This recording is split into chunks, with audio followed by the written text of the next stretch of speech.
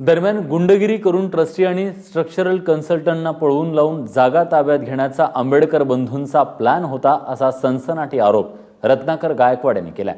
तसंच आंबेडकर बंधूंना विश्वस्त पद नाकारल्यानं त्यांनी हा वाद उकरून काढल्याचंही रत्नाकर गायकवाड यांनी म्हटले।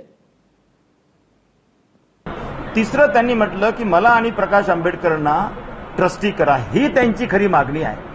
आम्हाला मालक करा हो, आम्ही असं इथे ग्रॅब केलं होतं, आम्ही मालक होतो, डी फॅक्टो ओनर्स होतोच आम्ही, आम्हाला ट्रस्टी करा हेच त्यांची खरी मागणी आहे। त्यांना त्या 17 मंजिलशी त्यांचं काही घेणं देणं नाही, त्यांना बाबासाहेबांच्या विचाराशी काही घेणं देणं नाही आहे।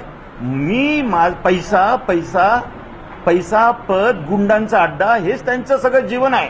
हे तुम्ही बघा 40-50 वर्षाचं त्यांचे जीवन कसं आहे।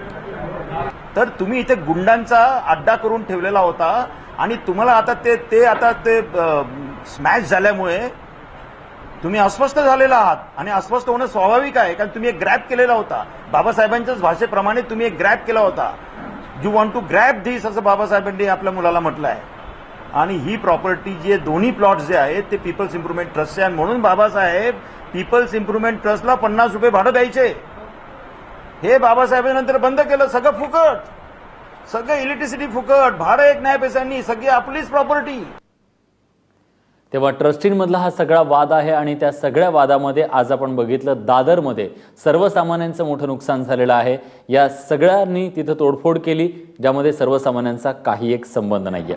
दादरमध्ये आनंदराज आंबेडकरांच्या नेतृत्वाखाली हे आंदोलन झालं आणि त्याला हिंसक वळण मिळालं।